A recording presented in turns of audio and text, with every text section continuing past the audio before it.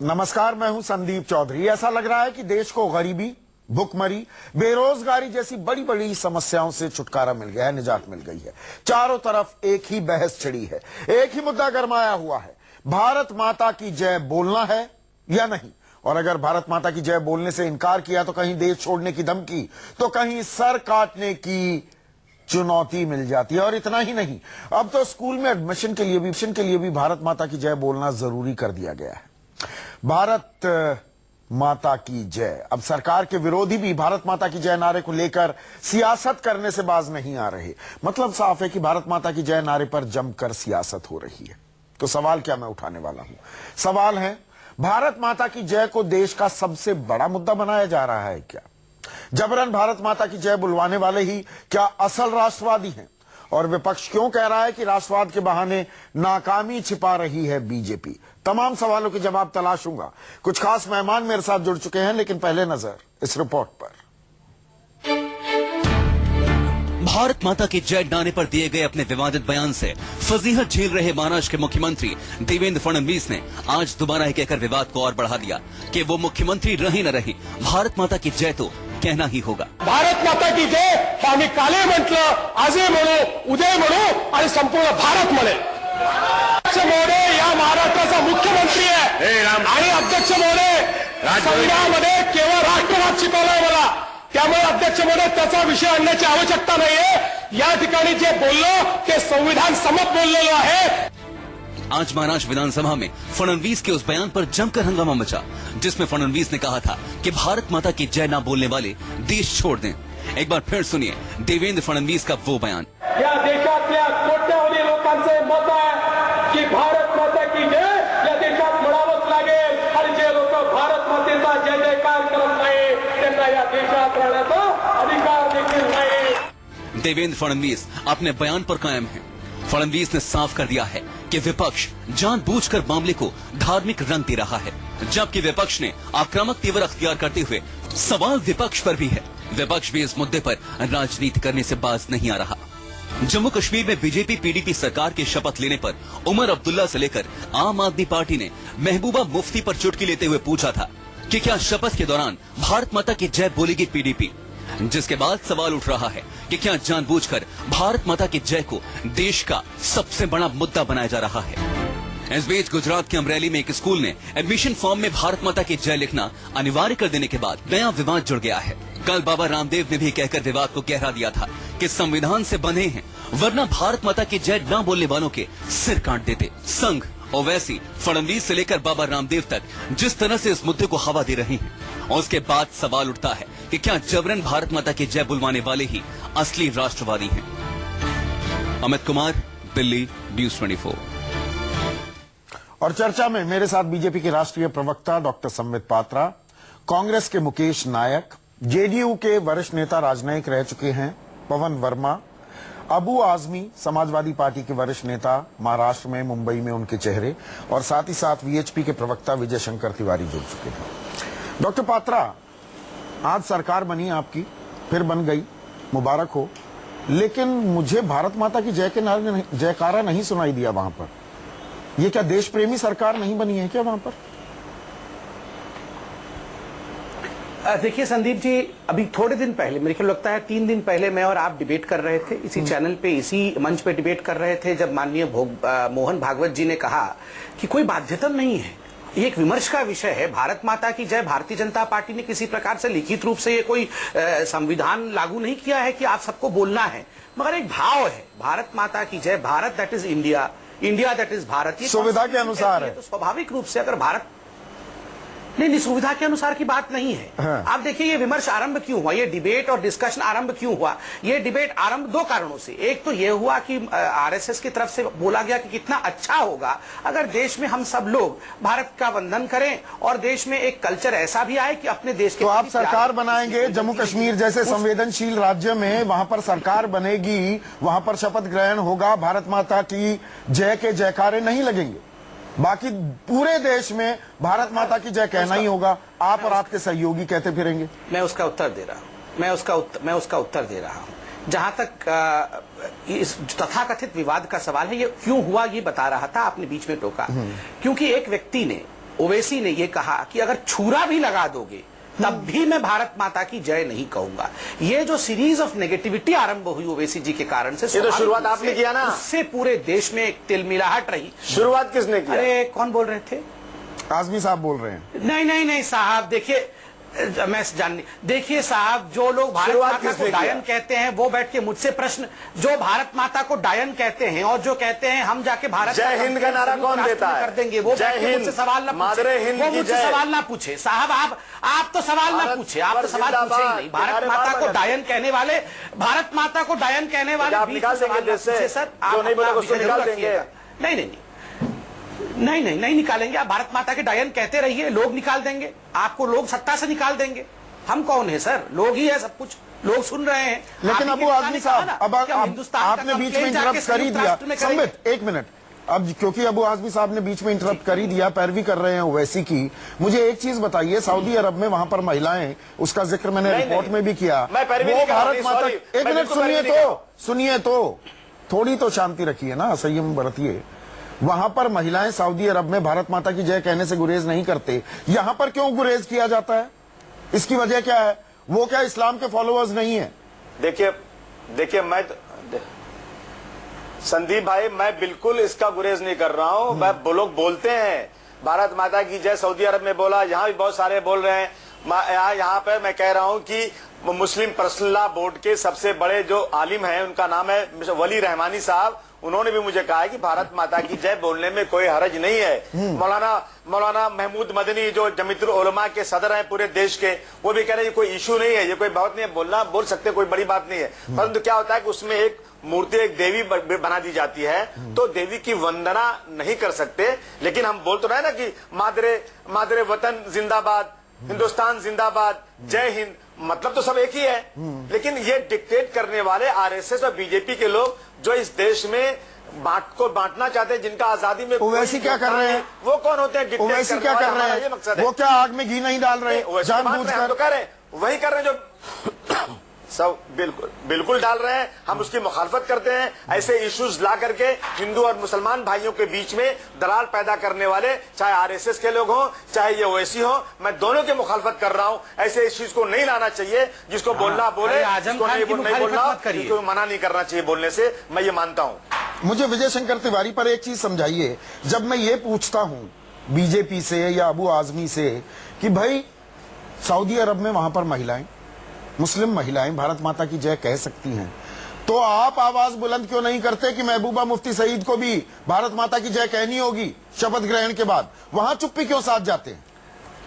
बाकी सर कलम की धमकी बाबा रामदेव देंगे, वहां भी चुप बैठ जाएंगे, मतलब कहीं ना कहीं परोक्ष समर्थन दे देंगे उनको। देखो संदीप भाई, भारत माता की जय बोलना, अभी एक बात पैकेज में चल रहा था, क्या उनके बाप का है जो भारत माता की जय बोलते हैं? मैं बिल्कुल पक्की बात कहता हूं, उन्हीं के बाप का है जो भारत माता की जय बोलते हैं, और उनके बाप का बिल्कुल नहीं हो सकता जो भारत माता की जय नहीं बोलते हैं। तो भारत माता की जय नहीं बोल रही है मुफ्ती मोहम्मद सईद? एक बात पूरी बता देता हूं, महबूबा मुफ्ती, और जो हिंदुस्तान जिंदाबाद बोलते हैं वो पूरी बताता हूँ आजमी साहब, पूरी बताता हूँ, हिंदुस्तान जिंदाबाद पूरी बात बताता हूँ।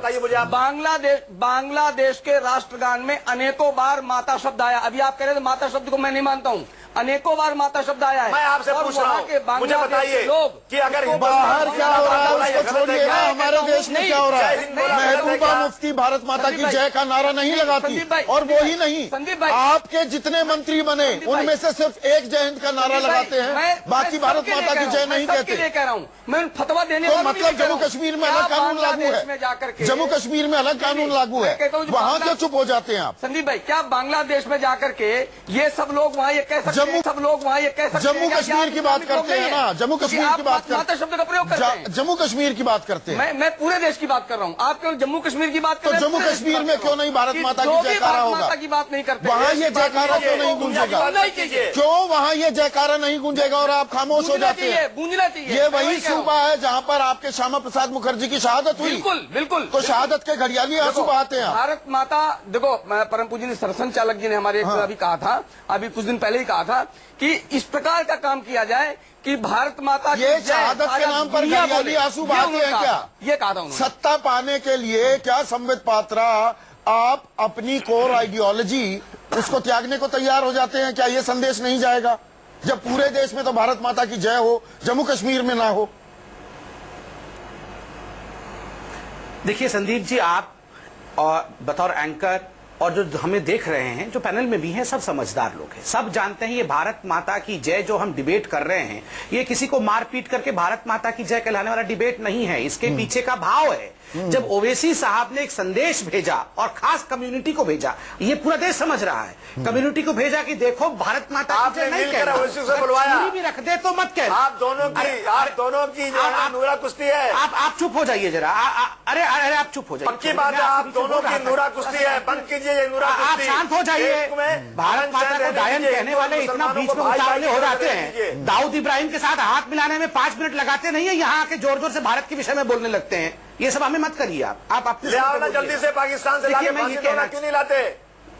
नहीं, आप जैसे लोग अड़चन बने बहस हुए का हैं। स्तर बनाए रखते हैं। देखिए, ये आप बड़ा जैसे लोग संवेदनशील अड़चन बने मुद्दा हुए है। हैं उस चीज में। संबित पात्रा, अबू आजमी साहब, आप दोनों से मेरी गुजारिश है, 1 मिनट, 1 मिनट। अबू आजमी साहब, संबित पात्रा, अबू आजमी साहब और संबित पात्रा, मेरी आप दोनों से गुजारिश है, स्तर रखिए बहस का। नहीं, मैं निजी आक्षेप नहीं चाहूंगा, दूसरे चैनलों पर चलता होगा, हम यहाँ पर निजी आक्षेप नहीं करेंगे। ये बहुत ही संवेदनशील मुद्दा है, हम मुद्दे पर रहते हैं। मैं तो उनके बीच में बिल्कुल नहीं बोल रहा था। मेरी आप दोनों से गुजारिश है, किसी के बीच में नहीं बोल रहा हूं। जी, आप दोनों से गुजारिश है। बिल्कुल, मैं आपकी गुजारिश को मानते हुए, मैं सबकी गुजारिश को मानते हुए आगे बढ़ता हूं। देखिए, बड़ी बात यह है कि हम लोग समझते हैं और आप भी जानते हैं कि कोई ये युद्ध नहीं हो रहा है कि भारत माता की जय बोलो नहीं तो आप हिंदुस्तान नहीं। ये एक तो रामदेव ने गलत कहा, बाबा रामदेव ने, वो बाबा कहते हैं अपने आप को, और वो चुनौती देते हैं, ललकारते हैं कि जो भारत माता की जय नहीं बोलेगा मैं संविधान में बंधा हूं, वरना उनका सर काट देता। गलत बोले बाबा रामदेव, बोलिए आप ऑन एयर। देखिए, आप मुझे मौका देंगे, मैं बहुत कुछ बोलूंगा। नंबर 1, देखिए, बाबा रामदेव के जो संगठन है उसके प्रवक्ता, जल्दी बोलिए ना। मैं उनके लिए बोल नहीं सकता, मैं उनके लिए नहीं, आप निंदा कर सकते हैं ना। क्या ये एक सभ्य समाज में एक बाबा ये बयान देगा? मैं बोल रहा हूं, मैं कंप्लीट कर लूं। हाँ। मैं कंप्लीट कर लूं। मैं यहाँ ब्रेकिंग न्यूज के लिए नहीं बैठा हूं। मैं निंदा करना शुरू करूंगा, आप वहां ब्रेकिंग न्यूज बनाएंगे, मैं उसके लिए नहीं बैठा हूं। मैं एक बड़े विषय पर व्यापक रूप से विषय को रखने के लिए बाबा रामदेव ने सही कहा, आप अगर कंपेयर करेंगे, देखिए, बाबा रामदेव और ओवैसी आप कंपेयर करने की कोशिश कर रहे हैं कि अगर आप ओवैसी की निंदा करते हैं तो बाबा रामदेव की निंदा क्यों नहीं करते? मैं इसमें कहना चाहता हूं, देखिए, नहीं, मैं बता रहा हूं। देखिए, सभी का भाषा शैली बहुत महत्वपूर्ण होती है, भाषा पे संयम सबका होना चाहिए। मगर एक बात याद रखिए, बाबा रामदेव जैसे व्यक्ति जो कि राष्ट्र के लिए बहुत अच्छा कर रहे हैं, जो कि परम राष्ट्रवादी हैं, अच्छा कर रहे हैं, धमकी देने मत करिए। नहीं, मैंने कहा और आप भाषा बहुत महत्वपूर्ण है। अरे मैं कह रहा हूँ इतना भाषा बहुत महत्वपूर्ण है, मगर आप व्यक्ति पर संशय मत करिए।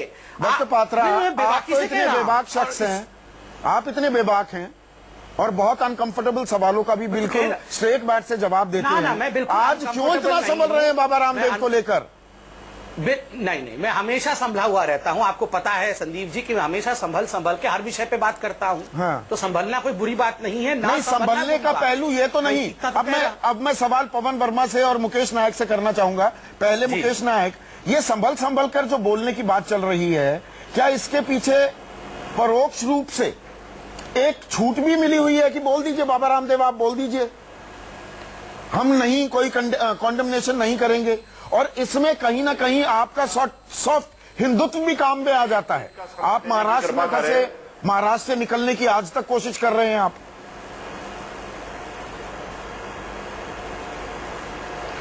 संदीप जी, बड़ी कृपा हुई, मुझे बोलने का मौका दिया।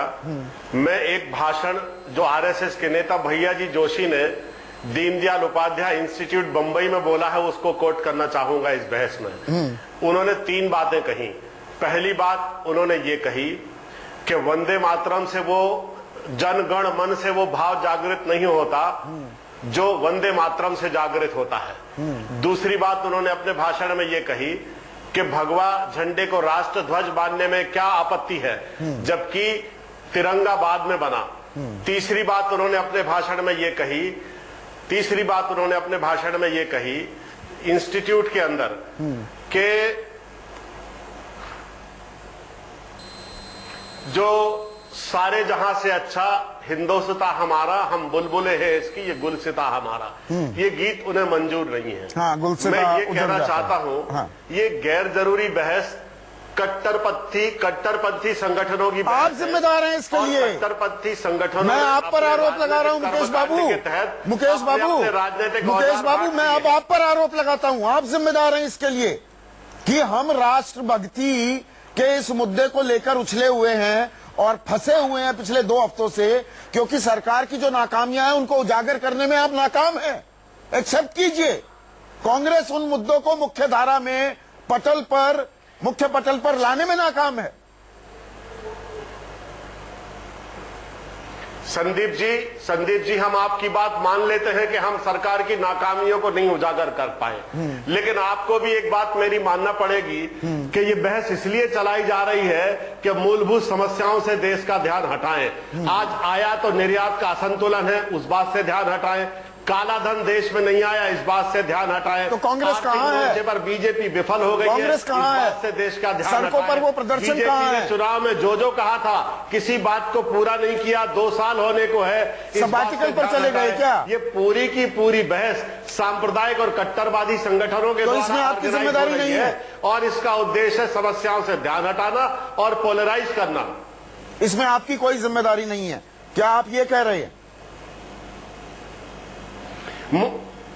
मुझे एक चीज बताइए कि ओबीसी क्या पूरे देश का प्रतिनिधित्व करता है? क्या ओबीसी ने कोई बात कही है तो पूरे देश को सच मान लेना चाहिए? ये ओबीसी की समस्या है, ये देश की समस्या नहीं है। कट्टरवादियों के जो अपने कन्वेक्शन है, कट्टरवादियों की जो अपनी श्रद्धा, विश्वास, नीति, सिद्धांत और कार्यक्रम है, वो उनकी समस्या है। ये पूरे भारतवर्ष की समस्या नहीं है, ये 125 करोड़ देशवासियों की समस्या नहीं है। 125 करोड़ लोग इस देश में चाहते हैं कि भूख, अज्ञान, अशिक्षा जैसे गंभीर सवालों पर इस देश में चर्चा हो, पूरे देश की समृद्ध विविधता को स्वीकार किया जाए, समावेशी समाज को स्वीकार किया जाए, समता मूलक समाज पर बहस हो, देश में तैयार उसके लिए होने वाले मुद्दे उठाने अवसर जरूरी हो जाते हैं, के लेकिन आधार पवन पर वर्मा, मिले, इस पर बहस हो। जी, ये पवन बिल्कुल वर्मा, गैर जरूरी बहस है। मैं ये बिल्कुल आखिर में आपके कट्टरपंथियों के पास द्वारा इस सत्र चलाई के गई इस बकवास सेशन के है आखिर और में इस जानबूझकर देश का आया। इस एक बहस मिनट का मुकेश देश से नायक कोई साहब, संबंध नहीं है। ठीक है पवन वर्मा साहब, मैं जानबूझकर आखिर में आया हूं, इसके पीछे एक वजह थी। आप जेडीयू के चेहरे के तौर पर हैं, लेकिन यहां पर जैसी बहस चल रही है, मैं आपसे एक आइडिया ऑफ इंडिया का विश्लेषण भी चाहूंगा।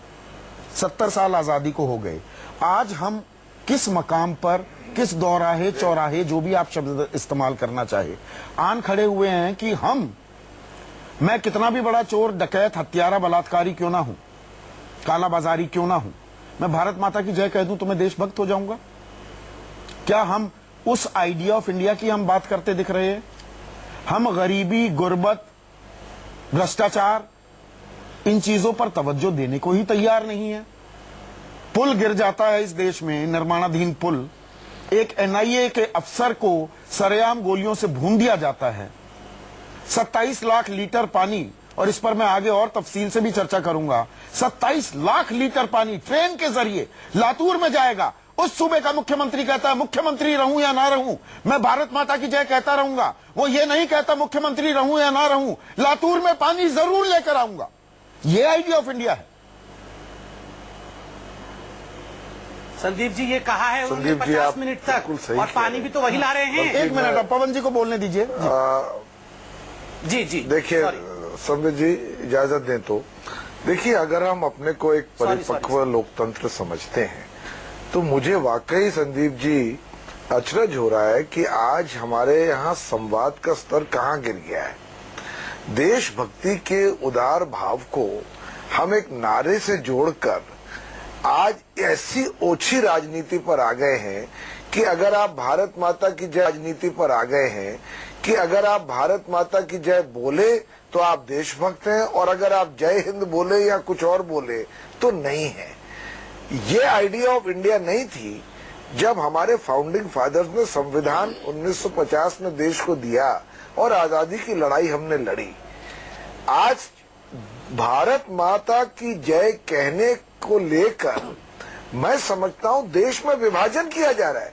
वो देशभक्ति की जो टेस्ट ले रही है हमसे आज आरएसएस, बीजेपी और उनके संगी साथी, वो इस देश नहीं, को पूरी राजनीतिक जमात जुड़ विभाजन की गई है। तरफ ले देखिए, जा रहे हैं। पवन वर्मा साहब, पूरी राजनीतिक जमात अब शामिल हो गई है इसमें। देखिए अगर हुई है तो ये गलत है संदीप जी, क्योंकि मैं ये कहता हूं आपसे कि हम देशभक्त है, पर भारत माता की जय अगर हमसे बीजेपी और आरएसएस कहे कि यही उसकी एक कसौटी रह गई है, और अगर आप नहीं कहते, अनिवार्य रूप से नहीं कहते, अगर आप गुजरात के स्कूल में फोरम पे नहीं लिखते तो आप देशभक्त नहीं है।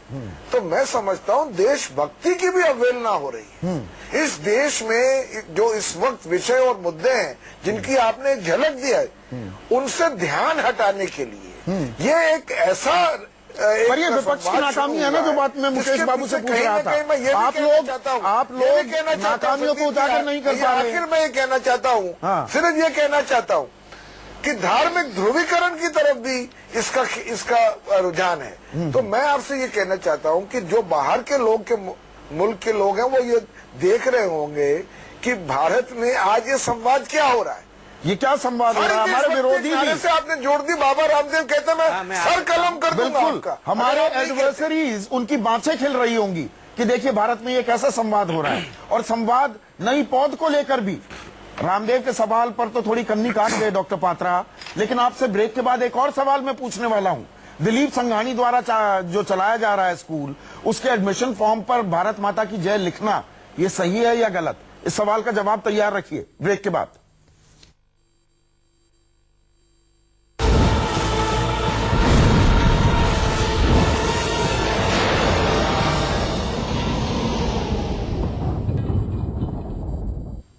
एक नारे पर बहस जारी है। आज ही नहीं, कई दिनों से यही आलम है। भारत माता की जय कहना, क्या ये राष्ट्रवाद का प्रतीक है? जो नहीं कहेगा, क्या वो राष्ट्र विरोधी हो जाता है? मेरे साथ संबित पात्रा, मुकेश नायक, अबू आजमी, पवन वर्मा और साथ ही साथ तिवारी साहब लगातार बने हुए हैं।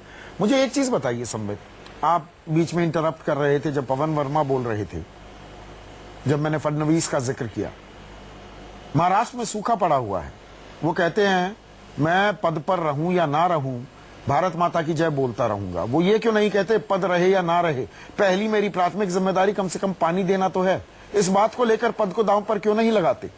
नारे पर अपना पद दांव पर लगाने को तैयार। वाजिब प्रश्न है। और संदीप जी, आप अगर देखेंगे तो आपने खुद उत्तर भी दिया। ये 27 लाख लीटर पानी जो रेल के माध्यम से पहली बार लातूर आया जा रहा है, वो किसके लिए हुआ है? ये कोई पवन वर्मा जी की पार्टी ने नहीं किया है, यह खुद फडणवीस जी ने खड़े होकर किया है। ये जो जल युक्त शिविर का कार्यक्रम पहली बार लातूर के जिले में लिया गया है, जिसके कारण से आज 2 वर्षों से अधिक समय से वहां पे सूखा पड़ने के बावजूद भी पानी है, किसके लिए हुआ है? फडणवीस जी के कारण। पिछले 6 महीने में 13 के भाषण में पिछले 6 महीने में डॉक्टर पात्रा 1300 किसानों ने खुदकुशी की है महाराष्ट्र में। 1300 किसान। सर आपको पता है, 4 मैं जवाब देता हूं सर। मैं आपको उत्तर दे रहा हूं, मैं उत्तर दे रहा हूं सर। देखिए, 4 वर्षों से सूखा पड़ा हुआ है। जल युक्त शिविर पूरे इंटरनेशनल कम्युनिटी में, वर्ल्ड भर में उसका जो है उस प्रयोग के लिए साधुवाद दिया गया है देवेंद्र फडणवीस जी को। मैं अभी कह रहा, 27 लाख लीटर पानी किसानों, हमारे किसान भाइयों के लिए लिया जा रहा है। आपको याद है तो भारत माता की जय का जो दम भर रहे हैं अपनी नाकामी छिपाने के लिए नहीं कर रहे। सुन लीजिए क्या कर। नहीं, आप बताइए, जब कांग्रेस से पूछा गया था पिछली बार कि पानी कहाँ है, तो उन्होंने क्या कहा था? क्या मैं बता नहीं सकता हूँ शब्द का, डैम के लिए क्या कहा था? क्या मैं खड़े होकर इसमें वो करूं? ऐसा पेशाब कर दूं? सीधा मैं बोलता हूँ, आप नहीं बोलेंगे। क्या मैं मूत्र त्याग दूं? क्या मैं पेशाब कर दूं? वहां पर ये बोला गया था, ये संवेदनहीनता की पराकाष्ठा थी। और यहाँ एक मुख्यमंत्री है जो 27 लाख लीटर पानी लेके जा रहा है। 2 मिनट भाषण के 2 मिनट पे हम चर्चा कर रहे हैं, 50 मिनट पे हम चर्चा कर ही नहीं रहे हैं। मैं इंटरजेक्ट कर रहे हैं पवन वर्मा, आप इंटरजेक्ट कर रहे हैं। जी, मैं सिर्फ इतना कहना चाहता हूं संदीप जी कि हर आधे घंटे पर यहाँ एक किसान आत्महत्या करता है। हमारे नौजवान नौकरियां ढूंढ रहे हैं जिनका वादा किया गया था, पर उनको आज तक मिली नहीं है। आर्थिक स्थिति बद से बदतर होती जा रही है। हमारे जवान सरहद पर शहीद हो रहे हैं। पठानकोट में ISI को न्योता दिया जा रहा है। देखिए, अब देखिए, बीच में तो मैं नहीं बोला था, आप भी लोगों से इतराज करते थे तो जरा सा बोलने दीजिए सर। संवेद जी, आप जब बीच बोलते हैं और कोई बीच में बोलता है तो आपको पसंद नहीं आता है, तो जरा सुनने का भी धैर्य रखिए। बोलिए सर। तो मैंने कहा ये स्थिति तो देश में है, और इन सब चीज को दरकिनार करके एक बिल्कुल इर्रेलेवेंट बहस शुरू हो गई है कि आपकी देशभक्ति की क्या कसौटी है। आप भारत माता की जय कहेंगे या नहीं कहेंगे? मैं बड़े गर्व से कहता हूं भारत माता की जय, पर आरएसएस और बीजेपी मेरा आप टेस्ट ले कि यही कहने से आप देशभक्त हैं, और जो देश की मूलधार बुनियादी समस्याएं हैं उसमें से नजर हटा लीजिए। ये स्थिति हो गई। और इसका एक और बहुत ही नहीं, पर मूल सवाल पर आ गए फिर आप पवन बाबू। देखिए, ये सवाल आपसे भी है, मुकेश बाबू से भी है। आप क्या कर रहे हैं? जिम्मेदारी तो आपकी है ना मुकेश नायक, जिम्मेदारी आपकी है पवन वर्मा। मुकेश नायक, इस बात का जवाब दीजिए, आपने खुलकर जवाब नहीं दिया। विपक्ष कर क्या रहा है? पवन वर्मा, आपके नेता खुश हो गए, बिहार में अप्रत्याशित जीत हासिल कर ली, बिहार में सरकार चला लो। केंद्र में राष्ट्रीय पटल पर नाकामियों को क्या आप सड़कों पर लेकर आ रहे हैं? क्या आप लेकर आ रहे हैं मुकेश बाबू? या पैराट्रूपिंग होती है मुद्दों को लेकर? एक मुद्दा चला, 3 दिन आपने बातें की, उसके बाद भूल जाते हैं। आप ठीक कह रहे हैं संदीप जी, और बड़े जन आंदोलन की इस देश में जरूरत है, और ज्यादा विपक्ष के सत्याग्रह की इस देश में आवश्यकता है। मैं आपको मध्य प्रदेश में बता दूं संदीप जी कि पिछले 6 महीने से सामाजिक सुरक्षा पेंशन, विधवा पेंशन और विकलांग पेंशन हितग्राहियों को नहीं मिली है। सूखा पड़ा हुआ है गांव में। बीजेपी थोड़ा चलाएगी आपके लिए आंदोलन? 3 महीने से आपको बीजेपी के खिलाफ आंदोलन चलाना होगा। मजदूरों का भुगतान नहीं हुआ है। ये हालत है बुंदेलखंड में कि गांव में केवल बूढ़े आदमी और कुत्ते भर बचे हैं। ऐसा बड़े पैमाने पर मजदूरों का पलायन हुआ है कि कोई आकर देख ले। बीजेपी ने ये कहा था हर साल 1 करोड़ लोगों को रोजगार देंगे। मैं भाई संदीप महापात्रा जी से ये पूछना चाहता हूं, 2 साल हो गए, उन 2 करोड़ों की लोगों की सूची जरा अपने इंटरनेट पर डाल दीजिए जिनको आपने रोजगार दिया है। आज क्या हालत है देश की, इस पर ध्यान देने की बजाय आप इस बकवास में देश को फंसाना चाहते हैं, इस गैर जरूरी बहस में इस देश को। पर इस गैर जरूरी बहस का हिस्सा लोगों के कहने पर फंस रहे हैं। इस गैर जरूरी बहस का हिस्सा देश की पौध भी। मैं आ रहा हूं संबित, मैं आपके पास आ रहा हूं। विजय शंकर तिवारी भी बड़ी देर से खामोश बैठे हैं। जो हमारी देश की पौध है, नींव है, उसे भी नहीं छोड़ा जा रहा। इस राष्ट्रवाद की बहस का हिस्सा उनको भी बनाया जाएगा। अब श्री पटेल विद्यार्थी आश्रम है, आप ही के बड़े नेता हैं दिलीप संघानी, गुजरात में एडमिशन फॉर्म पर लिखो भारत माता की जय। क्यों भाई?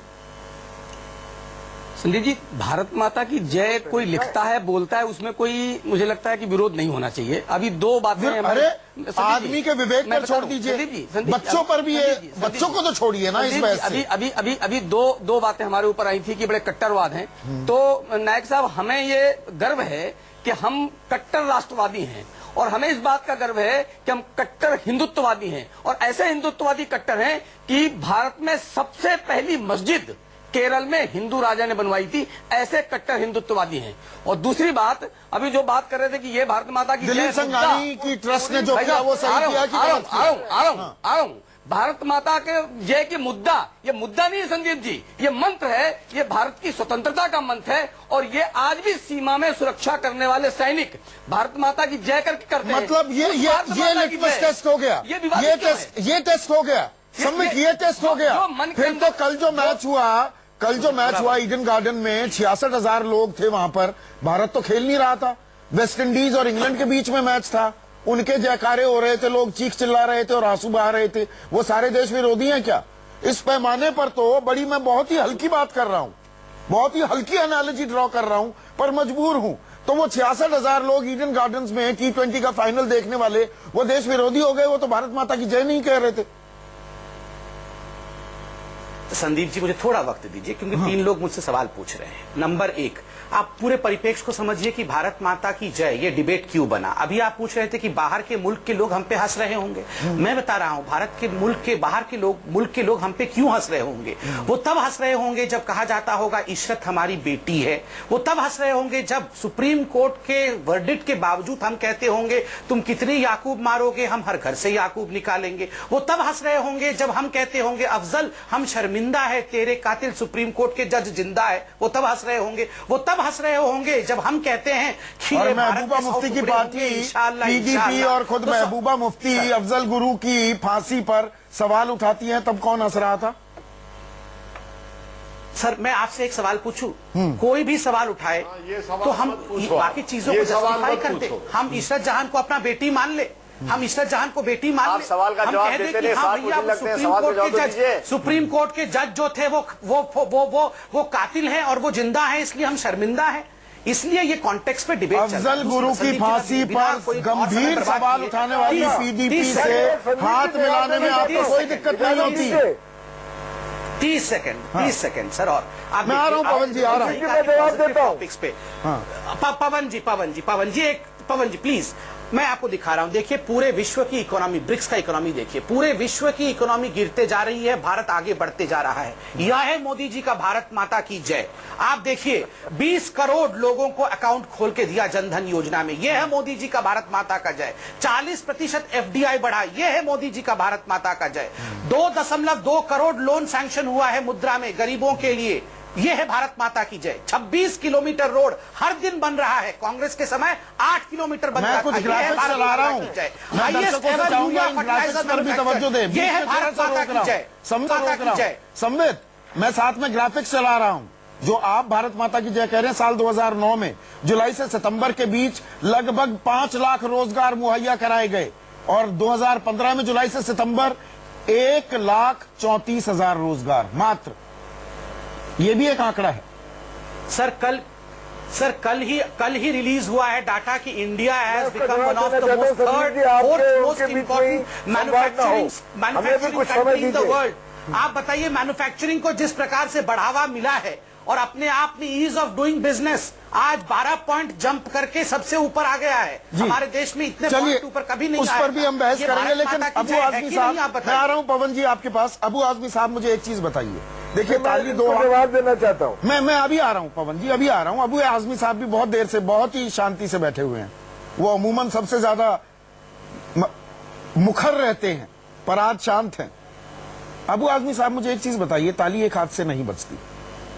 सिर्फ बीजेपी को कह देना या आरएसएस को कह देना, दरअसल, और इसमें आपकी पार्टी, समाजवादी पार्टी हो, बहुत सारी मुस्लिम तंजीमें, मैं बिल्कुल डायरेक्ट सवाल पूछ रहा हूं बिना लार लपेट के, तालियां दूसरी तरफ से भी बजाई जाती हैं जब हुंकार भरी जाती है, जब ललकार दी जाती है, नहीं कहूंगा मैं भारत माता की जय, एक मुद्दे को एक बहुत बड़ा इशू बनाने की जब कोशिश की जाती है खामखा में।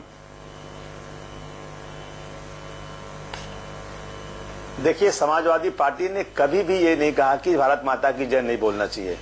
भाई, किसी को जबरदस्ती नहीं बुलाया जा सकता।